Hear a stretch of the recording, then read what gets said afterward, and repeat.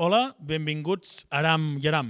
No és broma, Aram i Aram, membres avui, veniu una mica en representació del col·lectiu de professionals del circ de la província de Girona. No sé, expliqueu-nos una mica què és això, per començar.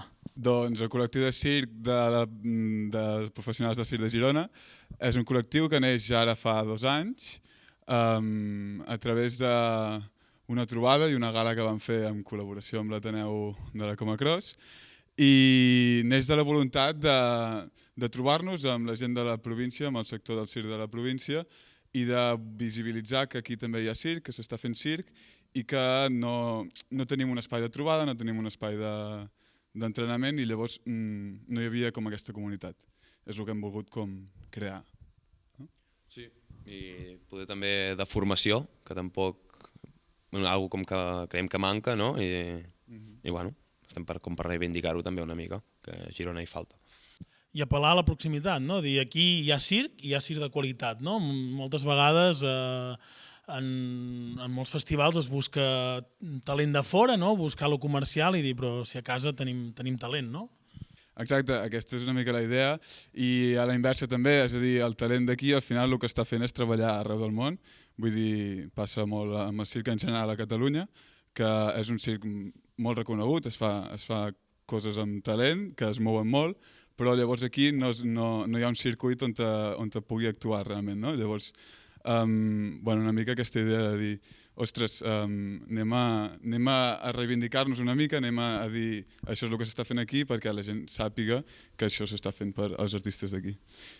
I per què és important això que donem espai a l'art, a la cultura, que passin coses, no? Que la formació, que d'alguna manera eduquem, no? Potser la població que és benestar, no ho sé. Bé, jo penso que l'art és molt necessari perquè d'alguna manera és com que et transforma, no? Vull dir, és una mica poder molt egòlatra la idea aquesta de voler transformar a través del nostre art, però al final sí que hi ha un canvi individual quan tu vas veure alguna cosa que d'alguna manera et repercuteix a dintre teu. Hi ha alguna cosa que canvia quan veus alguna cosa que realment et mou, no? I llavors jo crec que això, en tots els sentits i en tots els aspectes de l'art, passa una mica, i el circ és un d'ells i no s'ha d'oblidar. Molt bé, doncs el col·lectiu molt aviat hi haurà una tercera gala, no?, que farem l'Ateneu i el col·lectiu. Quin dia és aquesta gala? Animeu a tothom a venir, no?, d'alguna manera? Bueno, doncs això, si tot va bé, i que segur que sí, el dia 4 d'abril, que és el segon cap de setmana de Setmana Santa, si no m'equivoco, farem la tercera gala. Normalment sempre fèiem el mateix cap de setmana la gala i la trobada, però aquest any la trobada de moment està o canviarà de cap de setmana o de moment està en stand-by, però la gala sí que tira endavant, animem a tothom a que vingui, animem a tothom a que es vulgui involucrar o que vulgui vindre a veure, simplement, això. Que d'aquí poc començarem a reactivar les xarxes i a anunciar dates més... I última pregunta abans de deixar-te fer el que millor saps fer. Aquest any, ja és que portem gairebé un any de Covid, com a artista, Aram, com l'has viscut? Bueno, ha estat una mica estrany perquè realment nosaltres amb la companyia era el primer any que començàvem com professionals junts i teníem com 6 mesos de feina amb unes condicions bastant bones, que tot això va quedar quasi a res i amb unes condicions molt diferents perquè va venir tot això del Covid. Però de l'altra banda també hem tingut molt bones experiències gràcies a això i feedbacks molt bons que com tampoc sabem el que hagués passat si hagués continuat, vull dir, tot el que hem tingut de bo ho hem pogut aprofitar i això. També n'hem tingut de bons, però clar, si ha estat per nosaltres un any que hem pogut salvar amb tot això, un any normal hagués anat molt bé.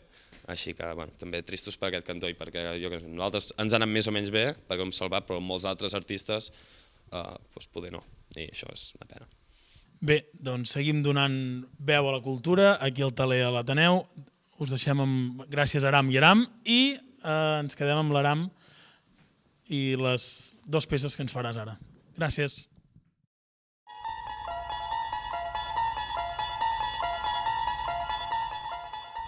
Aquesta porta s'obre amb la clau de la imaginació.